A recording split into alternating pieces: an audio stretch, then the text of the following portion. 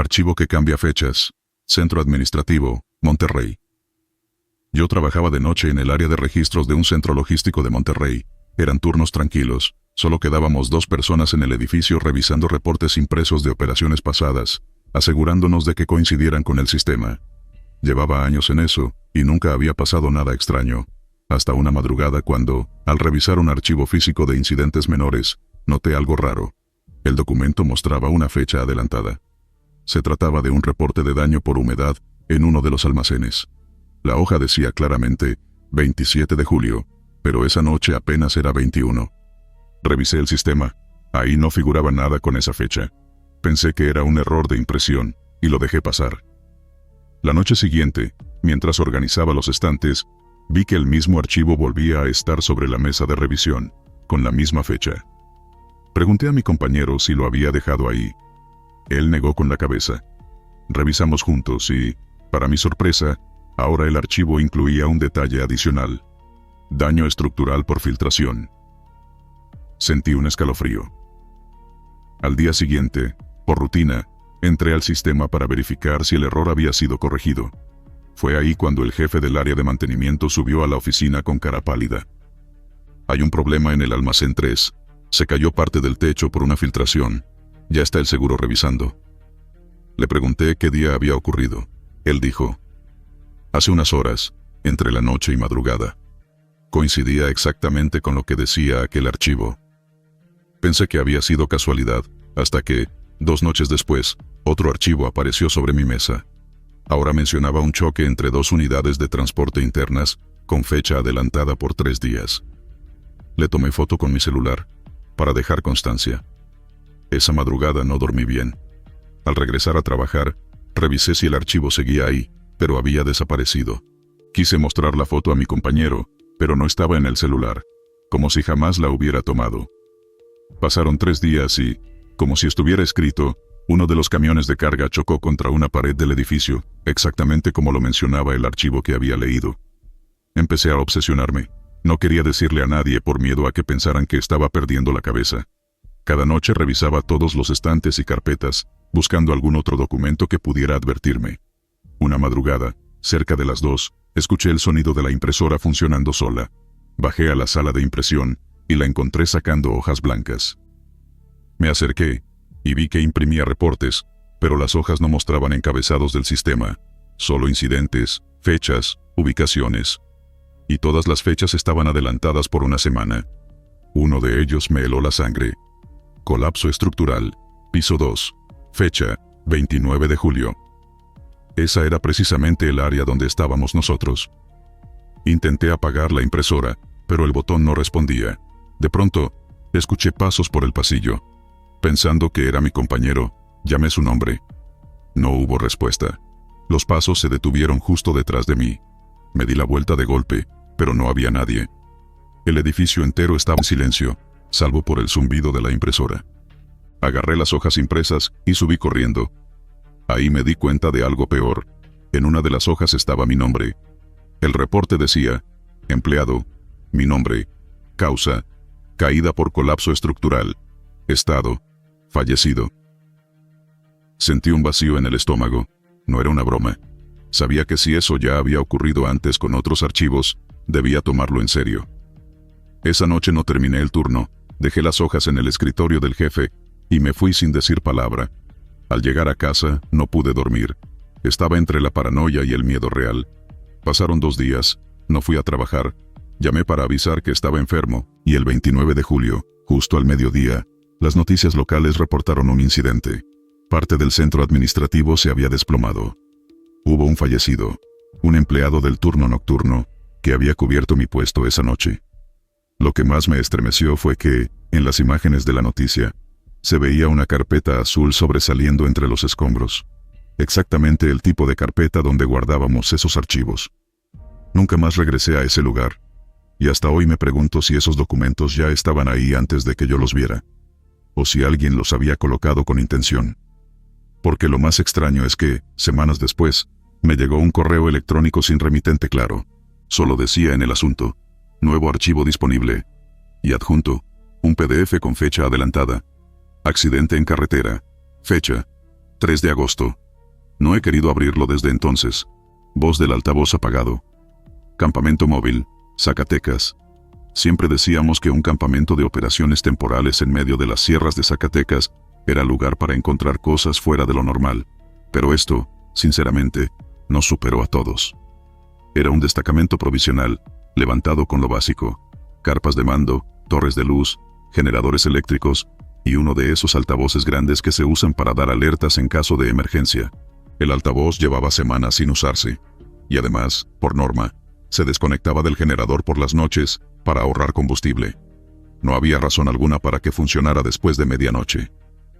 La primera noche que lo escuchamos fue como a eso de las 3 de la mañana. Estaba acostado, apenas conciliando el sueño, cuando de repente, fuego en la ladera, retrocedan. La voz sonó fuerte, metálica, como de grabación antigua.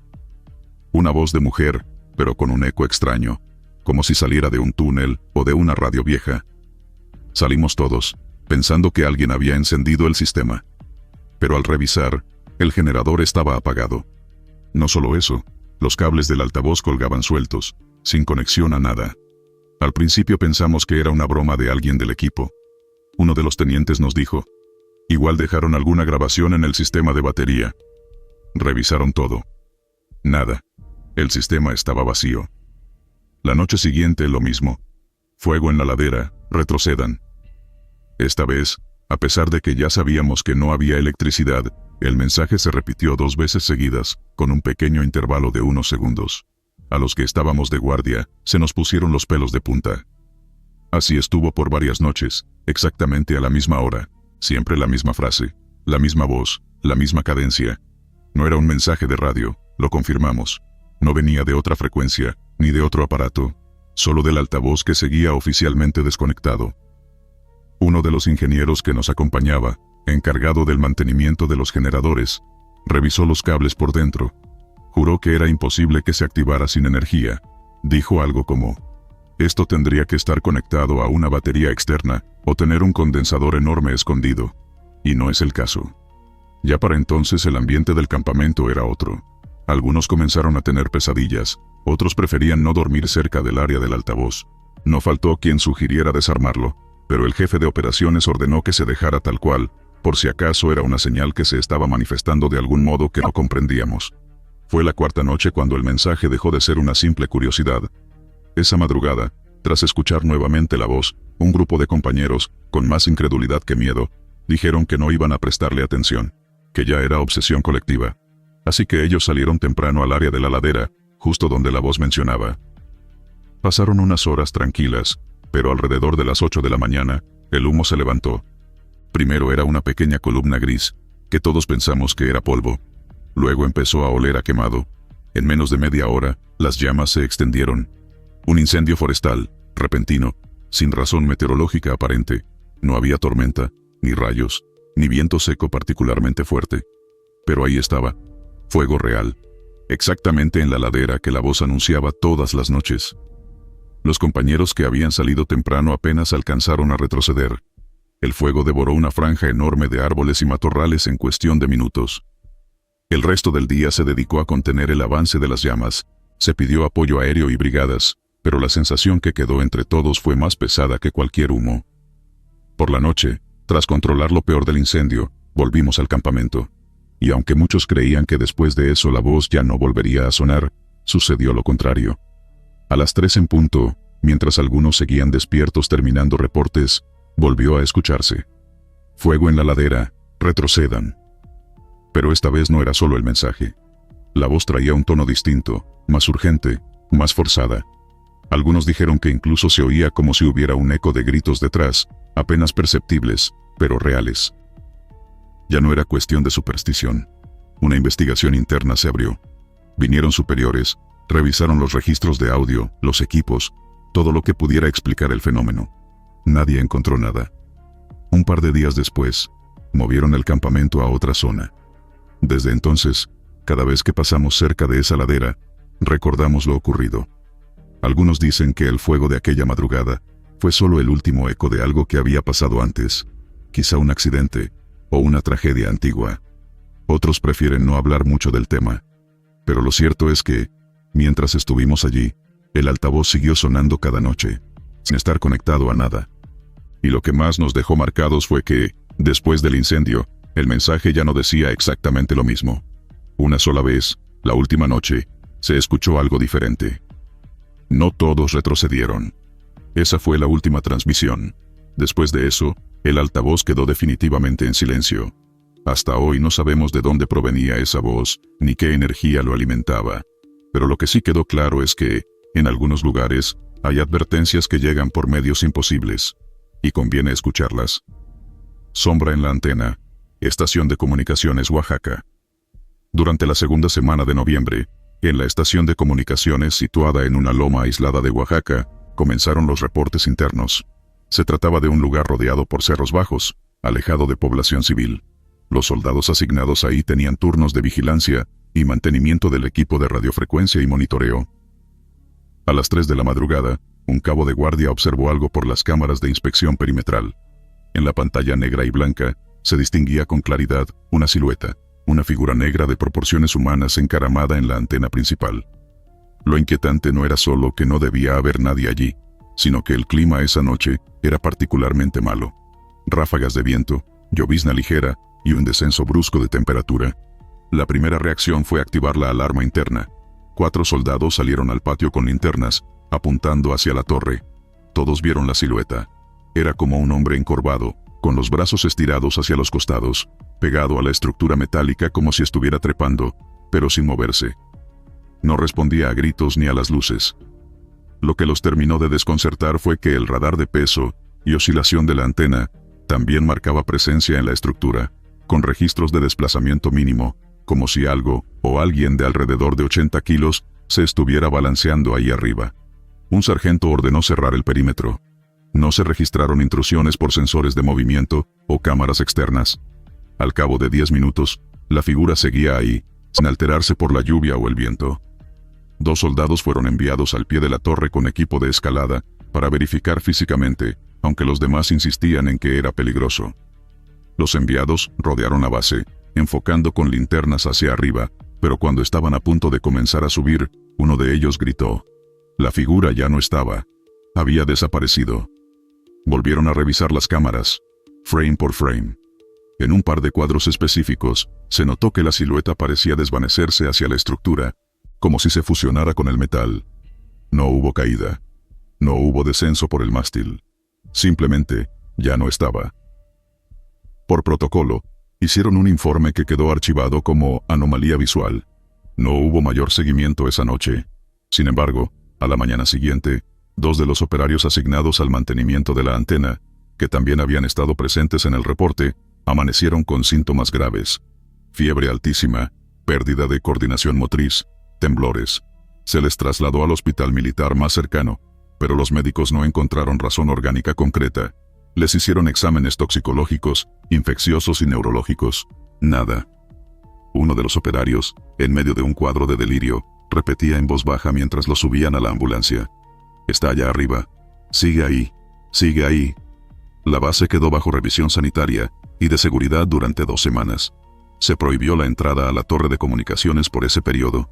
Pero los registros electrónicos no mintieron.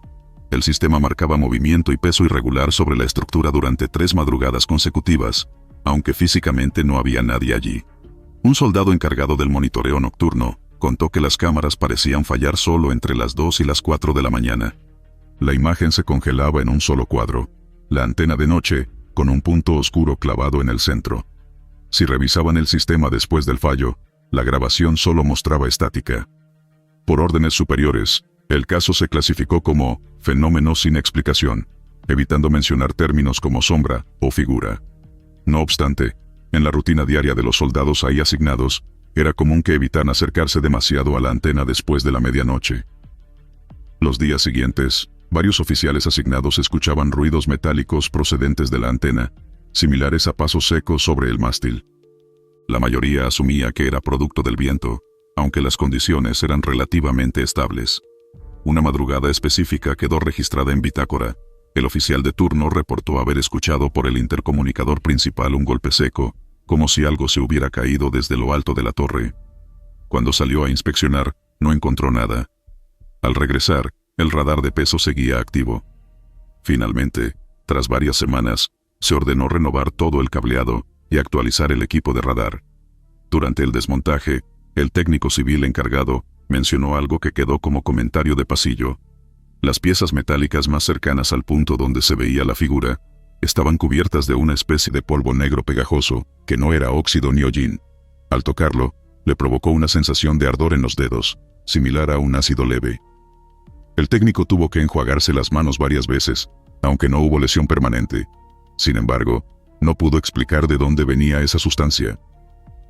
Después de cambiar el equipo, los registros de peso y oscilación regresaron a la normalidad, pero entre el personal quedó el hábito de mirar hacia la antena cada vez que el viento comenzaba a soplar más fuerte de lo habitual.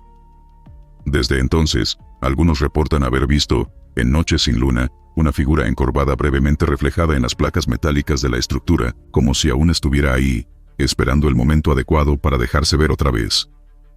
Linterna que muestra cadáveres. Zanja de Defensa, Chiapas. Cuando uno recorre zonas selváticas de noche, lo último que espera es que una simple linterna sea el detonante de algo que no pertenece a este mundo. Eso fue justo lo que ocurrió durante una patrulla rutinaria en una base militar al norte de Chiapas, en un punto entre Comitán y La Trinitaria, donde el follaje es tan denso que incluso de día, la luz apenas alcanza el suelo. La situación comenzó de forma sencilla. En turnos de vigilancia, los soldados solían llevar una linterna de las estándar, de mano.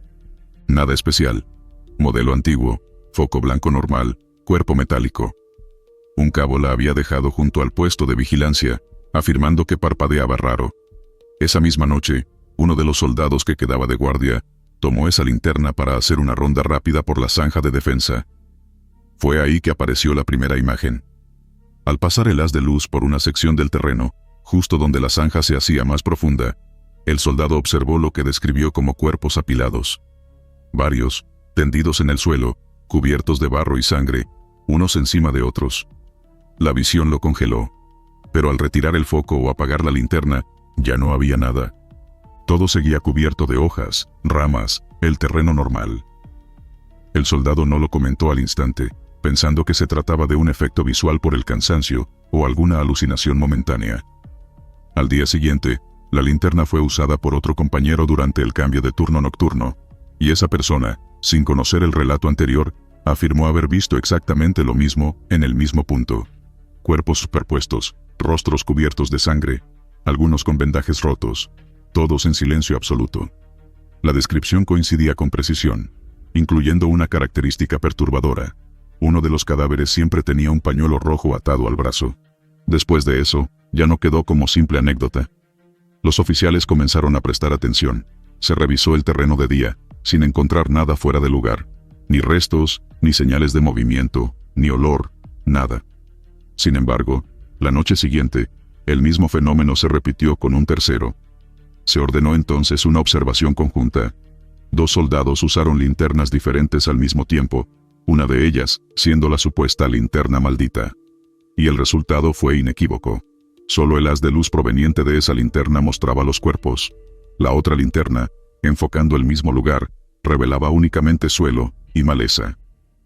Un sargento decidió intervenir personalmente. Descartó que se tratara de un fallo del foco. Cambiaron la bombilla, las baterías, incluso se probó usando lentes de visión nocturna. Pero el efecto seguía. Solo con esa linterna, en ese punto específico, se manifestaba la visión de los cadáveres. Se llegó al punto de pensar que era una broma, o una manipulación psicológica entre el personal. Aún así, el oficial a cargo decidió pedir apoyo para realizar una inspección más profunda del área, incluyendo la zanja y las inmediaciones cercanas.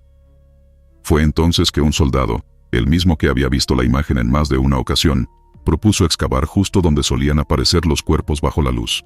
La idea parecía absurda, pero se permitió iniciar el trabajo durante el día siguiente. Las primeras paladas no revelaron nada, pero al llegar a poco más de 1 metro de profundidad, comenzó a aparecer un olor metálico y ácido, inconfundible para quienes han estado cerca de escenas de muerte, sangre vieja, restos humanos. Al continuar excavando, encontraron huesos, varios esqueletos, desordenados, algunos con restos de ropa militar deteriorada, otros con insignias de tela deshechas por el tiempo. La identificación fue inmediata. No eran soldados actuales, sino restos de guerrilleros que se habían reportado como desaparecidos en combates de décadas pasadas. Algunos uniformes tenían restos de pañoletas rojas, exactamente como en la visión nocturna. La zona había servido como fosa clandestina. A partir de ese hallazgo, se ordenó un operativo formal de rescate forense, pero lo que quedó en la mente de todos fue el hecho inquietante de que solo a través de aquella linterna se había podido revelar la presencia de los cuerpos. La pregunta que nunca se respondió con certeza fue si la linterna en sí estaba maldita, o si funcionaba como un catalizador de algo pendiente, algo que pedía ser descubierto. Después de finalizar el levantamiento de restos, la linterna fue guardada en una caja sellada. Algunos insistieron en destruirla, pero el comandante local prefirió enviarla a resguardo. Según rumores, fue enviada a una base de almacenamiento en Tuxtla Gutiérrez, por lo que pasó con ella después es incierto. De vez en cuando, entre los mismos soldados que estuvieron allí, alguien menciona que soñó con la luz de esa linterna encendiéndose sola, iluminando el rostro de un muerto olvidado bajo tierra. Nunca se volvió a usar en servicio. Y hasta hoy, en la zanja de defensa de esa base, algunos afirman que de noche, sin linterna alguna, se escuchan pasos suaves, como si alguien caminara despacio entre las hojas, esperando que alguien vuelva a buscar los restos que quedaron sin descubrir. Fogata que no se apaga. Base temporal, Sierra Gorda. Me tocó vivirlo hace algunos años, asignado a una base temporal en la Sierra Gorda de Querétaro. No era un destacamento oficial, más bien un punto de apoyo para vigilancia ambiental. Éramos 3 patrullas rotando turnos, viviendo en carpas improvisadas entre los árboles. Lo que más nos preocupaba al principio era el frío de la madrugada. En esa zona, la temperatura baja tanto que el simple hecho de dormir sin un buen abrigo ya es peligroso. Por eso siempre encendíamos una fogata grande, justo en el centro del campamento. Esa fogata era responsabilidad compartida. Cada quien traía su leña al final del día, y la alimentábamos poco a poco. Era algo normal, hasta que dejó de serlo. Recuerdo bien que fue una noche de llovizna ligera, la clase de humedad que apaga cualquier chispa si no estás encima del fuego constantemente. Pero esa vez, al llegar de una patrulla nocturna, encontramos la fogata encendida. No solo con llamas, el calor que desprendía era intenso, más de lo que le correspondería por el tamaño de los troncos. Uno de los compañeros preguntó quién la había alimentado. Todos negaron. No había forma de que siguiera encendida así de fuerte si llevaba horas sola bajo la lluvia. Pensamos que quizá alguien del turno anterior se había quedado dormido junto al fuego, o que alguna resina especial de la leña explicaba el fenómeno. Pero con los días, las cosas se pusieron más raras. La fogata ya no necesitaba mantenimiento. Dejábamos los mismos troncos y al regresar por la mañana, seguía igual. Con las llamas vivas, el calor constante. Nadie agregaba más madera. No se consumía. Se convirtió en una broma interna entre nosotros. Algo de lo que hablar para pasar el rato. Hasta que uno de los sargentos, que tenía fama de escéptico, decidió apagarla a la fuerza. Trajo una cubeta de agua del río cercano. Llovía fuerte esa noche, lo suficiente como para apagar cualquier fuego. Pero al vaciar la cubeta sobre las llamas, solo salió vapor, como si estuviéramos arrojando agua sobre metal ardiendo. Esa misma madrugada, el ambiente cambió. Lo puedo describir con exactitud. A eso de las 2 de la mañana, el aire se volvió denso y caliente, algo completamente antinatural en esa región. Y con el calor, llegó un olor que nos heló la sangre a todos. No era madera quemada. Era carne. Carne podrida y quemada al mismo tiempo. Yo estaba en mi tienda, casi dormido, cuando escuché los gritos afuera. Salí corriendo, descalzo, y vi a varios compañeros alrededor de la fogata, algunos con las manos cubriéndose la nariz, y otros mirando las llamas con una expresión que no puedo olvidar. Miedo puro. El sargento que había intentado apagar el fuego estaba en el suelo, como si se hubiera desmayado. Cuando lo reanimamos, no quiso hablar. Solo repetía entre dientes que adentro había algo. Nos costó horas calmarlo. A partir de esa noche dejamos la fogata en paz. Nadie volvió a intentar apagarla ni a alimentarla. Simplemente la rodeábamos como si fuera un ente independiente. En los turnos nocturnos, incluso bromeábamos entre nosotros diciendo que ella cuidaba del campamento. El asunto se volvió todavía más perturbador cuando llegó un grupo de reemplazos semanas después. Les contamos lo de la fogata. Se rieron, como era de esperarse. Pero una madrugada, uno de esos nuevos muchachos desapareció. Desapareció literalmente. Salió de su tienda a hacer sus necesidades, dejó su linterna encendida a un lado de su saco, y nunca volvió. Buscamos toda la noche. Y al amanecer, mientras la niebla cubría la zona, notamos algo imposible. En medio de la fogata, justo entre las brasas, había una bota militar semienterrada. La reconocimos por el número de serie bordado en la tela lateral. Nunca se explicó oficialmente. El reporte se redactó como desaparición por causas naturales. A nivel interno, quedó entre nosotros el acuerdo de que, en esa base, la fogata simplemente debía mantenerse encendida. Nadie pregunta, nadie interviene. Yo me alejé de la vida militar poco después. Pero esa imagen sigue en mi cabeza. El fuego iluminando la niebla matinal, sin consumir leña, rodeado de un calor que no debería existir en plena sierra. Algunos dicen que ese tipo de cosas son leyendas de soldados aburridos. Yo digo que no. Hay fuegos que nunca deberían apagarse. Cámara de seguridad, que nunca graba a todos. Torre de vigilancia, Baja California. En los destacamentos de montaña, más que las armas, la rutina es lo que mantiene la cabeza fría. En esa base temporal de Baja California, a un par de horas de la frontera, el clima seco y el silencio hacían que todo se volviera monótono. De día, patrullas de reconocimiento. De noche, turnos de vigilancia y revisión de cámaras. Nada especial. Hasta que empezamos a notar el detalle que ahora nadie quiere comentar abiertamente. Todo comenzó durante un pase de lista en la madrugada, una de esas noches tranquilas, donde solo se escuchan los coyotes a lo lejos. Después de formarnos para el cambio de guardia, se revisaron las cámaras de seguridad del perímetro. Era algo de rutina, observar los registros para asegurarse de que no hubiera movimientos extraños mientras todos dormíamos. En la torre principal, había un monitor dividido en 4 cámaras, siempre las mismas tomas: la entrada, la zona de dormitorios, el almacén y el patio donde se hacía el pase de lista. Fue ahí donde uno de los compañeros notó algo raro. Reproducía el pase de lista de esa madrugada, y en el video, se veían claramente las figuras de todos formados. O eso creíamos. El encargado de revisar la grabación soltó de pronto un: «Oigan, ¿y ese quién es?». Nos acercamos. Ahí, en el video, faltaba uno. El último de la fila. En la imagen de la cámara, donde debía verse la figura de nuestro compañero, no había nada. Un hueco entre 2 personas. Revisaron 2 veces. 3. La cámara seguía mostrando ese vacío. Al principio lo atribuimos a un error de ángulo o alguna falla técnica.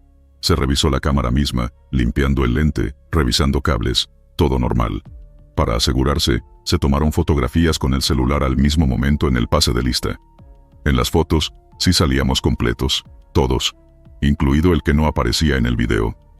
Las cosas empezaron a inquietar más cuando notamos que siempre era el mismo compañero el que faltaba en las grabaciones.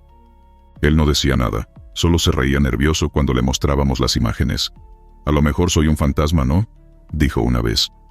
Pero después de esa broma, empezó a notarse más serio, más callado. El patrón se repitió durante una semana entera. Cada noche revisábamos las grabaciones por simple curiosidad. Siempre faltaba él, siempre en el mismo lugar. Probamos con otras cámaras, cambiamos de posición. Incluso se colocó un teléfono grabando a la par desde un ángulo diferente. El celular sí lo captaba. La cámara de seguridad, número. Una madrugada particularmente fría, hubo un pequeño desajuste en los horarios. La patrulla de reconocimiento que debía salir a las 2, partió 15 minutos antes. Entre ellos iba el compañero que no salía en las grabaciones. Fue la última vez que lo vimos. La patrulla nunca regresó a la hora indicada. Cuando se comunicó al primer punto de control, el grupo reportó que uno de los suyos se había quedado atrás. Decían que en mitad de la caminata, al girar, simplemente ya no estaba. Sin ruidos, sin señales, desaparecido. Organizaron un pequeño operativo de búsqueda, siguiendo la misma ruta, pero no se encontró nada. Ni rastros de pelea, ni huellas recientes. Al revisar las cámaras esa madrugada, otra sorpresa. En el video de la partida de patrulla, cuando el grupo sale por la puerta del destacamento, no se ve al desaparecido. Los que sabíamos que iba con ellos, sentíamos un nudo en el estómago. Los que no, asumían que no había salido con la patrulla. Pero todos lo habíamos visto salir. La grabación era clara. La puerta se abre, salen los demás, y en el lugar donde debería estar él, otra vez ese espacio vacío. Algunos comenzaron a decir que no era casualidad, que algo raro pasaba con esas cámaras. Otros lo llamaron una maldición. Incluso si llegó a cambiar el equipo de vigilancia, trayendo cámaras nuevas, pero el patrón seguía repitiéndose. Cuando un nuevo compañero ocupaba la posición de vigilancia, se le advertía: fíjate bien en los videos. Nunca confíes en lo que muestran por completo. Con el tiempo, se comenzó a notar otro detalle más macabro. Las grabaciones, al reproducirse con mayor atención, mostraban sutiles variaciones. Sombras desplazándose donde no debía haber nadie, reflejos en las ventanas de figuras que no correspondían a ningún soldado. No se podía precisar cuándo comenzaron esos detalles. La mayoría de las veces, uno se concentraba solo en contar cabezas, no en buscar otras cosas. En uno de los turnos nocturnos, un compañero que se quedó solo revisando el metraje reportó algo que nos dejó sin palabras. Mientras reproducía una de las grabaciones donde faltaba el desaparecido, notó que detrás de la fila, al fondo del patio, algo se movía. Lo describió como una silueta delgada, completamente negra, parada junto a la barda. Se le veía quieta, sin rostro ni detalles. Cuando detuvo el video y le dio zoom, esa silueta parecía estar observando directamente hacia la cámara. Revisamos todos juntos la grabación al día siguiente. La figura seguía ahí. Y de pronto, todos coincidimos en algo. El espacio vacío en la fila estaba alineado exactamente con esa silueta al fondo. En resumen, donde debía estar nuestro compañero desaparecido en la formación, no solo faltaba su figura, sino que, alineado con esa ausencia, al fondo, siempre estaba esa sombra. Después de ese hallazgo, el ambiente en el destacamento se volvió más tenso. Ya nadie quería revisar las grabaciones solo. Las formaciones se hacían de día, evitando las madrugadas tanto como fuera posible. Se solicitó un cambio de equipo, se instalaron cámaras térmicas, pero las imágenes seguían presentando el mismo fenómeno. Tiempo después, durante una limpieza del terreno alrededor de la base, se descubrieron restos humanos semienterrados. Fue casual, durante una excavación para ampliar un camino. La identificación nunca se pudo hacer con certeza, pero se encontró una placa militar oxidada, pertenecía al compañero desaparecido. Desde entonces, la historia circula entre las tropas que pasan por esa base temporal. Dicen que cada vez que falta un rostro en las cámaras de vigilancia, no es un error técnico, es un aviso. Que la torre siempre graba la realidad, pero que en ese lugar, la realidad no siempre incluye a todos los presentes. Mesa, que siempre tiene alguien sentado. Comedor General, San Luis Potosí. Era el comedor principal de un cuartel grande, con más de 20 mesas metálicas dispuestas en filas. Una de ellas, junto a la ventana orientada al norte, comenzó a llamar la atención de los cocineros primero. Cada vez que terminaban de servir el desayuno, recogían las bandejas y limpiaban. Pero esa mesa siempre volvía a tener un plato usado, con restos de frijoles o una tortilla mordida. Al principio, pensaron que algún soldado regresaba de patrulla tarde y comía solo. Preguntaron en los turnos de guardia. Ninguno admitía haber bajado a comer fuera de horario. Uno de los cocineros, el más veterano, dijo que eso había pasado otras veces años atrás. Los más jóvenes se rieron, pero la jefa de cocina lo tomó más en serio y decidió hablar con el oficial de servicio. Instalaron una cámara en una esquina, enfocando directo a la mesa. La primera noche no hubo novedad. La segunda, a las 2 de la madrugada, revisando la grabación, vieron claramente que una figura se sentaba allí. Era un hombre uniformado, con el rostro hacia abajo, comiendo en silencio. Lo extraño fue que, al acelerar la grabación, el resto de las mesas seguía vacía. Nadie más entraba. Y cuando bajaron a comprobar en tiempo real, la mesa estaba vacía, pero con una bandeja sucia encima. Esa madrugada el oficial de guardia dio la orden de dejar una patrulla constante en el comedor. 3 soldados se turnaban para vigilar desde la entrada, pero nunca vieron físicamente a alguien sentarse. Solo escuchaban un leve arrastre de silla de vez en cuando. La tercera noche decidieron hacer una prueba más directa. A las 2, entraron con las luces encendidas. La mesa estaba vacía, bandeja limpia. Apagaron las luces por completo, dejaron solo la cámara grabando en visión nocturna. Pasados exactamente 7 minutos, al revisar en la pantalla portátil, ahí estaba de nuevo la figura. El mismo uniforme, siempre encorvado sobre el plato, como si estuviera en un bucle eterno. Uno de los soldados, joven, se atrevió a entrar corriendo con la linterna encendida, esperando sorprenderlo. Lo que encontró fue diferente. La silla estaba desplazada hacia atrás, como si alguien se hubiera levantado a toda prisa, y en el plato recién colocado había frijoles calientes, como si acabaran de servirse, echando vapor. Las autoridades del cuartel decidieron consultar los archivos internos. Según el expediente, En esa misma mesa había ocurrido un incidente en los años 90. Un soldado de guardia, al regresar de patrullaje nocturno, se desmayó mientras comía y murió por un paro cardíaco. Nadie había relacionado eso con los hechos actuales hasta ese momento. Aún así, no se detuvo el fenómeno.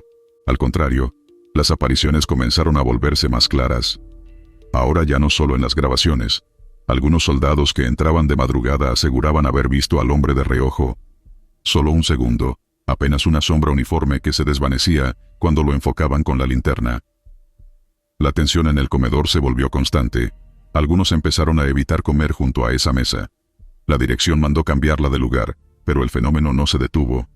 Cambiaron la mesa por otra, una nueva. La anterior fue llevada a un almacén. Sin embargo, durante la primera noche después del cambio, el guardia del almacén pidió apoyo por radio. Decía haber escuchado pasos adentro, como si alguien moviera sillas.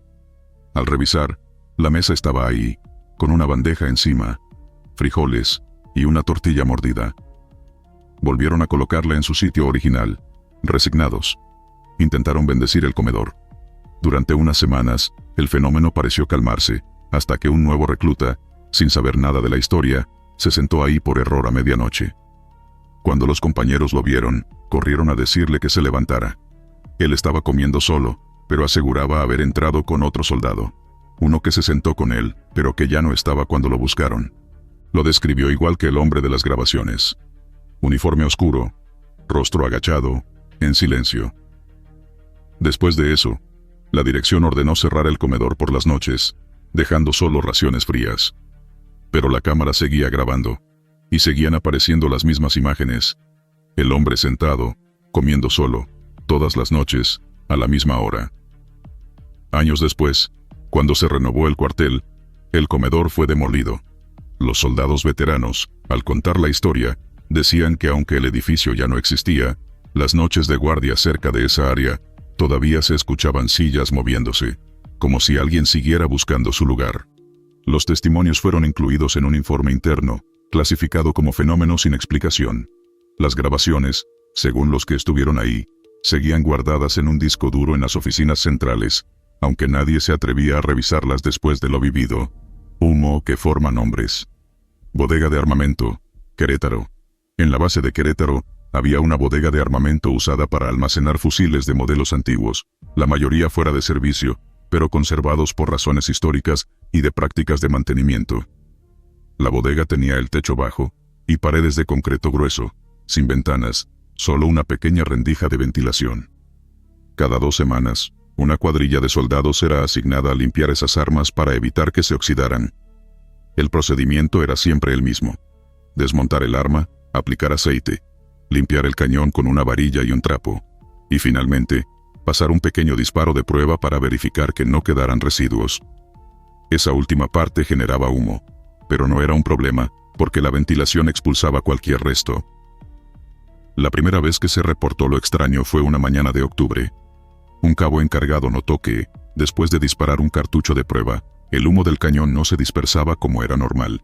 Se quedó suspendido en el aire, denso, moviéndose de forma lenta. Mientras el soldado observaba, vio que el humo formaba algo más que una simple nube. Describió que empezó a alargarse en líneas rectas y curvas, hasta tomar la forma de letras. Pensó que era su imaginación, pero otro compañero lo llamó desde el extremo de la bodega, diciéndole que mirara lo mismo.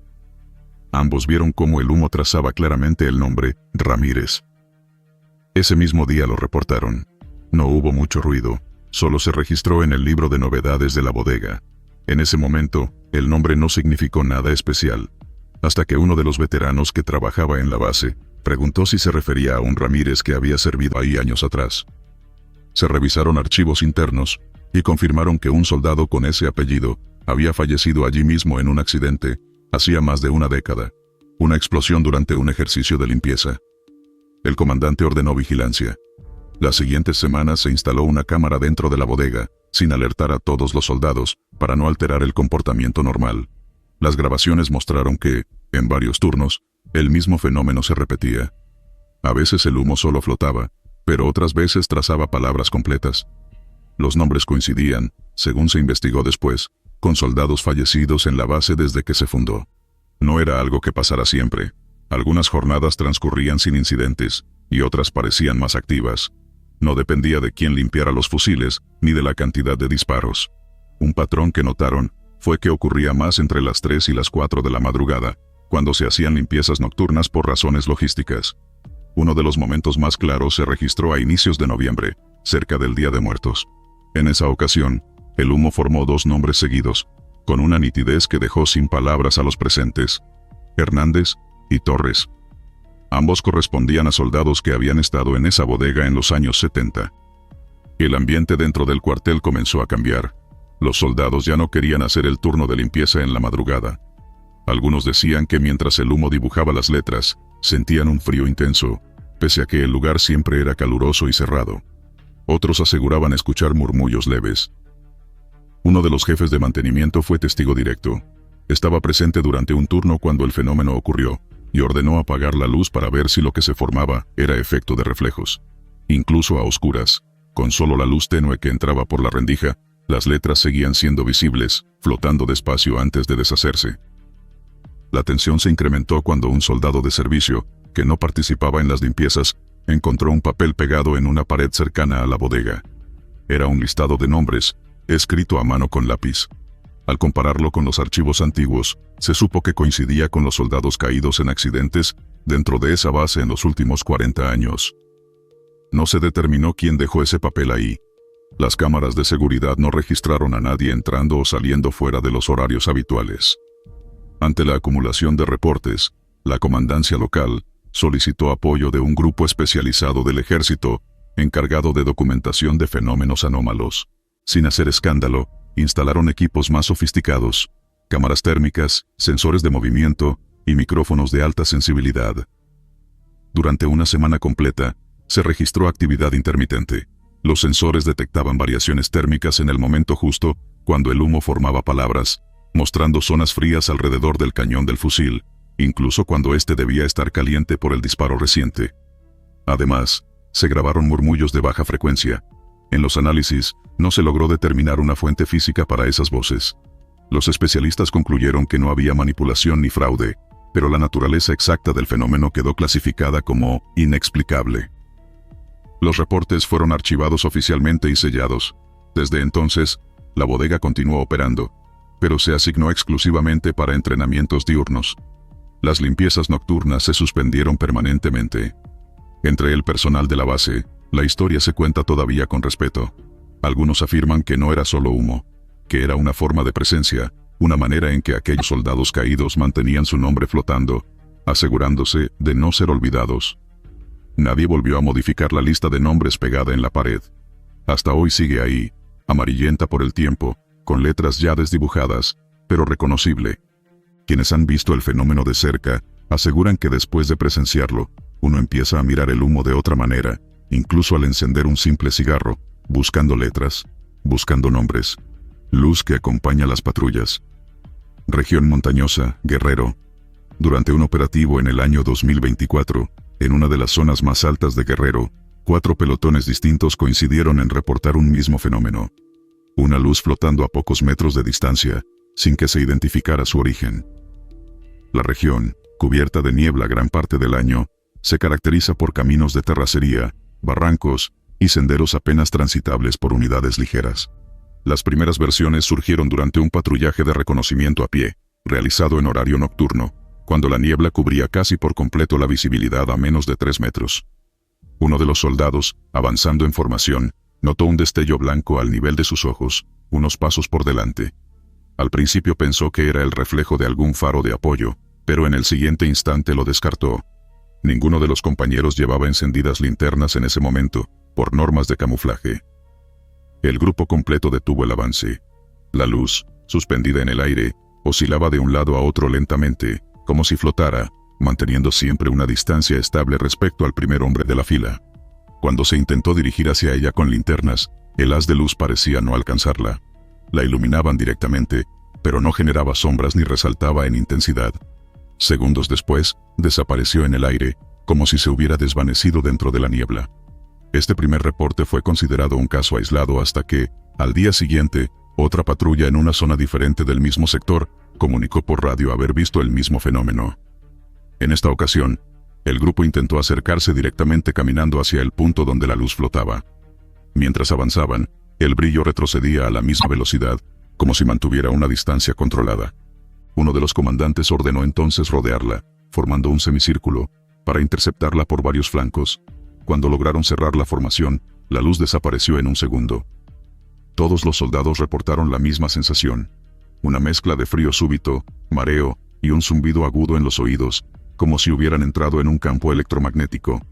En los informes se registró además que las brújulas dejaron de marcar correctamente el norte durante el evento, volviendo a funcionar normalmente minutos después. En las semanas siguientes, otras 2 unidades reportaron avistamientos similares, siempre de noche, siempre con niebla densa cubriendo el área. En un caso, la luz permaneció flotando cerca de un convoy detenido en un camino estrecho. Los soldados a bordo de las unidades intentaron captarla con cámaras térmicas, pero los dispositivos solo marcaban un área completamente negra donde debía aparecer. Incluso usando visores nocturnos de tercera generación, el espacio donde flotaba la luz aparecía como un vacío total, sin retorno de imagen. Un detalle común en todos los casos fue el silencio repentino que acompañaba el fenómeno. Los sonidos habituales del monte, grillos, aves nocturnas o corrientes de agua, parecían extinguirse completamente durante esos minutos. Solo el sonido de los propios pasos o respiración permanecía audible. Durante la tercera semana de observaciones, un pelotón fue asignado específicamente para documentar la aparición. Se dispuso de equipos de grabación, linternas IR y sistemas de audio sensibles, además de 3 cámaras montadas en trípodes y dirigidas hacia el perímetro donde usualmente se registraba el fenómeno. La operación comenzó a medianoche. Alrededor de las 3 de la madrugada, la luz apareció una vez más. Esta vez el registro quedó grabado en los dispositivos, aunque de manera parcial. En el video se observa claramente cómo la niebla se ilumina por un punto suspendido en el aire. Sin embargo, los frames donde la luz debería ser visible directamente, aparecen distorsionados, con un patrón de interferencia similar al que se produce por fallos de señal. En el audio capturado, solo se escucha el viento. Uno de los soldados presentes, que posteriormente fue entrevistado por personal de inteligencia, relató haber sentido una presión en el pecho y dificultad para respirar al acercarse a menos de 5 metros de la luz. Otros 2 integrantes del equipo manifestaron haber tenido mareos y visión borrosa durante varios minutos. El fenómeno fue reportado a instancias superiores, clasificándolo como evento sin explicación comprobada. Los archivos y videos fueron archivados, y el caso quedó registrado bajo expediente interno. Durante los siguientes meses, aún sin operativos activos en la zona, se siguieron recibiendo reportes de luz flotante de parte de comunidades locales y patrullas rurales. A pesar de las descripciones, nunca se registraron agresiones directas ni consecuencias físicas permanentes en el personal que estuvo cerca de la luz, salvo síntomas momentáneos. Hasta la fecha, el fenómeno continúa registrado en los archivos del batallón correspondiente como luz que acompaña las patrullas, y es mencionado en los briefings de seguridad antes de realizar operaciones nocturnas en la región. La última observación confirmada quedó registrada en junio del mismo año, bajo las mismas condiciones: niebla densa, silencio total, y una luz flotando a una altura promedio de 1,5 metros, avanzando paralela a los grupos de soldados. No se volvió a intentar una aproximación directa. Las órdenes actuales indican que, ante la aparición del fenómeno, el protocolo consiste en mantener la distancia, evitar apuntar linternas directamente, y no romper la formación. Las grabaciones permanecen bajo clasificación restringida. Diente encontrado en la ración sellada. Cocina móvil Chiapas. Durante las operaciones de control en la frontera sur, la cocina móvil del pelotón, instalado en un claro de la selva de Chiapas, funcionaba bajo estrictas medidas de seguridad alimentaria. Las raciones eran entregadas desde la base en paquetes sellados al vacío, procesadas por la cadena oficial de suministro. Una noche, mientras los soldados cenaban bajo una lona improvisada para protegerse de la lluvia, uno de ellos detuvo el movimiento de su cuchara. Había abierto su paquete de alimento balanceado, arroz con carne procesada. Todos siguieron comiendo, pero él quedó observando algo que sobresalía del arroz, un objeto de tono amarillento, liso y claramente anómalo para un plato así. Lo sacó con la punta de la cuchara y el silencio se apoderó de la mesa. Lo que sostenía en alto era, sin lugar a dudas, un diente humano. No era una astilla, ni un hueso de animal. Era un molar completo, con raíces intactas y marcas de desgaste evidentes. El empaque no mostraba cortes, grietas, ni alteración aparente. El jefe de cocina revisó inmediatamente el resto de las raciones distribuidas. Ninguna otra tenía algo similar. El empaque del diente fue sellado de nuevo con cinta, etiquetado y enviado por orden directa a un laboratorio militar en la base principal. Mientras esperaban resultados, el ambiente dentro del campamento cambió. Algunos soldados se negaban a consumir más raciones selladas, pidiendo latas o cualquier cosa enlatada traída desde fuera. Por las noches, no faltaban las bromas nerviosas. Aquí entre nosotros, ¿y si nos estamos comiendo a alguien que murió hace años? Pero esas bromas duraban poco, porque el clima de tensión era real. 2 semanas después, el informe llegó de forma física, con un teniente trayéndolo personalmente desde la base. El análisis confirmaba que el molar correspondía a un adulto masculino. Mediante prueba de desgaste y análisis de minerales en el esmalte, estimaban que había estado enterrado o en un entorno húmedo por al menos 3 décadas. Ese detalle reavivó los rumores. Se recordaron historias viejas de soldados caídos en emboscadas en la misma zona, durante los años 80, en operaciones contra insurgencias locales. Historias que decían que algunos cuerpos nunca se recuperaron. Los oficiales superiores ordenaron una revisión más exhaustiva del lote completo de raciones. Sorpresivamente, al abrir varios paquetes de la misma remesa, encontraron otros elementos extraños. Fragmentos oscuros, algunos con textura similar a cartílago reseco, y una uña humana negra y endurecida. Una noche después de la inspección, el centinela de turno reportó algo que en principio se tomó como alucinación por cansancio. Dijo haber visto una silueta delgada entre las cocinas móviles, justo donde almacenaban las raciones no distribuidas. Llevaba una especie de uniforme antiguo, de tonos deslavados, y parecía buscar entre las cajas. Cuando intentó acercarse, la figura desapareció, dejando solo una ligera marca de humedad en el piso de tierra. El suceso fue anotado en el libro de guardia como incidente visual, sin mayor repercusión oficial. Sin embargo, esa misma madrugada, 2 soldados se enfermaron con fiebre súbita y escalofríos, los mismos que habían manipulado directamente los paquetes contaminados. Cuando trasladaron a los enfermos fuera de la zona, uno de ellos deliraba repitiendo una frase: "No estoy completo. Falta algo". Se supo luego que uno de los caídos desaparecidos en la región había perdido varias piezas dentales antes de morir, según reportes antiguos que consultaron por insistencia del oficial médico. A raíz de lo ocurrido, el lote completo de raciones fue destruido por orden de mando, sin que se informara oficialmente el motivo a los medios. A nivel interno, quedó documentado bajo la categoría de contaminación inexplicable. Las cajas fueron quemadas en un claro apartado de la selva, en una fogata supervisada. Durante el proceso de incineración, varios testigos aseguraron que, al quemarse las cajas, un olor fuerte a hueso quemado invadió el aire. No a plástico, ni a comida, a hueso y dientes al fuego. No hubo explicación oficial, ni se realizó ninguna ceremonia de cierre para el evento. Desde entonces, la cocina móvil fue reubicada más cerca de la base principal, y el uso de raciones preempacadas fue restringido solo a lotes revisados directamente por los oficiales a cargo. El informe final quedó archivado con una nota al margen: evitar distribución de alimentos no inspeccionados en zonas históricamente conflictivas. Lo que nunca quedó claro fue de dónde había salido realmente aquel diente.